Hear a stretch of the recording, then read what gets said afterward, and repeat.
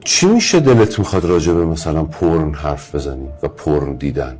یه بخشش به خاطر این بودش که کلا به نظر من موضوعیه که خیلی راجبش صحبت نمیشه. راجب دراگ صحبت میشه، راجب عادتهای منفی زیادی صحبت میشه. اینو خیلی سمتش نمیرم. به قول شما شاید میترسم. به نظرتون صنعت پورن به صنعت چند میلیون دلاریه؟ نمیدونم، تا حالا بهش فکر نکردم. 60% سرچ‌های اینترنت، 30% ترافیک اینترنت پورن، 30% ترافیک اینترنت، فکر کنم 25 تا 30% کل وبسایت‌های اینترنت پورن.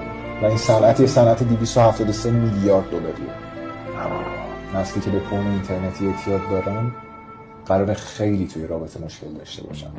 رابطه زناشویی یعنی دختر و پسری شاید اصلا نتونن، چون برنامه ریزی که توی بدنشون بوده دارن عوض میکنن.